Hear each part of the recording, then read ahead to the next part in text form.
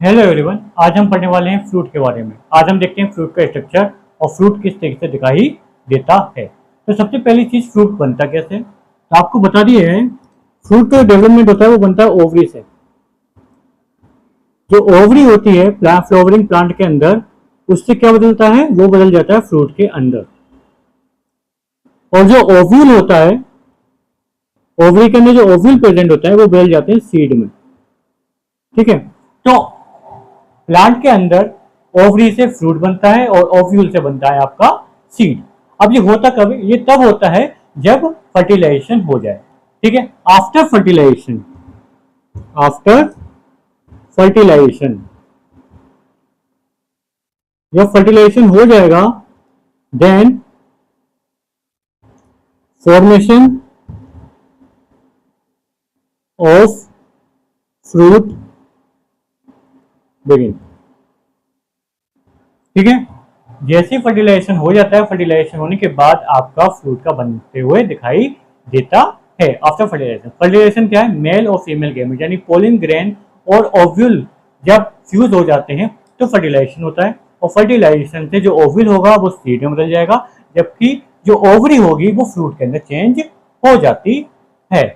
किसी किसी प्लांट के अंदर क्या होता है कि बिना फर्टिलाइजेशन के मतलब कि फ्रूट, मतलब फ्लावर के अंदर फर्टिलाइजेशन नहीं होता, उसके बाद भी क्या देखने को मिलता है, फ्रूट का डेवलपमेंट देखने को मिलता है, फ्रूट का फॉर्मेशन देखने को मिलता है। इस तरह के प्लांट को बोलते हैं हम parthenocarpic. Parthenocarpic, parthenocarpic. Fruit develop without fertilisation,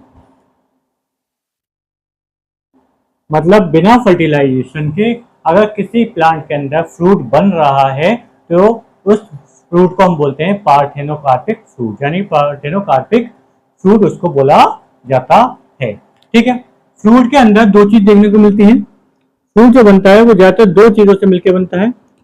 एक होता है आपका पेरिकार्प और दूसरा होती है सीड। फ्रूट के अंदर में दो चीज देखने को मिलती है, पेरिकार्प और सीड। ठीक है, और पेरिकार्प दो तरीके से हो सकती है, ड्राई भी हो सकती है और आपकी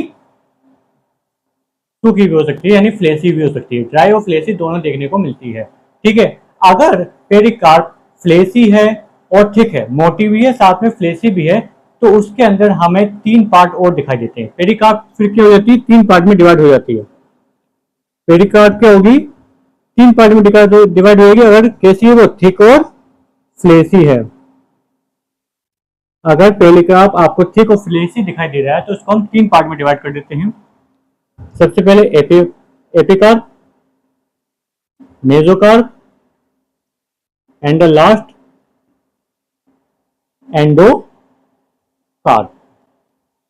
ठीक है, अगर पेरिकार्प फ्लेसी है और थिक है तो उसको हम तीन पार्ट में डिवाइड कर सकते हैं। तीन चीजें हमें उसके अंदर दिखाई देती हैं, एपिकार्प दिखाई देता है, मेसोकार्प दिखाई देता है, एंडोकार्प दिखाई देता है। जैसे कि आप मैंगो के एग्जाम्पल में देख सकते हैं।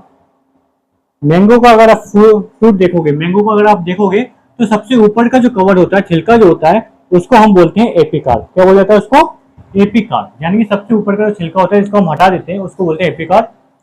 उसकी ठीक बराबर है जिसको हम खाते हैं वो होता है आपका मेसोकार्प। ठीक है, जिसको हम खाते हैं वो क्या है, मेसोकार्प, फ्लेसी।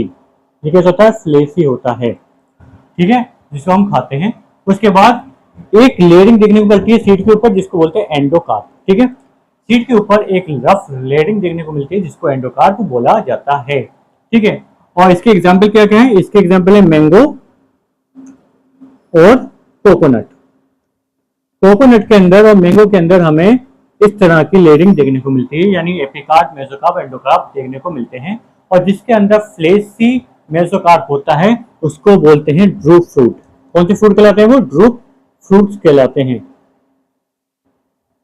ऐसे फ्रूट जिनके अंदर हमें फ्लेसी मटेरियल देखने को मिलता है, इस तरह के फ्रूट को हम बोलते हैं ड्रूप फ्रूट बोला जाता है, जिसके एग्जाम्पल है आपके मेसोकार्प और एंडोकार्प। ठीक है, जबकि मेसोकार्प जो होती है कोकोनट प्लांट की, वो आपकी होती है फाइब्रस। फाइबर मतलब धागे की तरह, बालों की तरह दिखाई देती है। उसको हम मेसोकार्प बोलते हैं कोकोनट के अंदर। ठीक है, ये हमने पढ़ लिया फ्रूट के बारे में। फ्रूट के बारे में बस थोड़ा सा ही था, कुछ ज़्यादा था नहीं इसके लिए। तो आज के लिए बस इतना ही। कल नेक्स्ट बात होगी आपकी सीड की।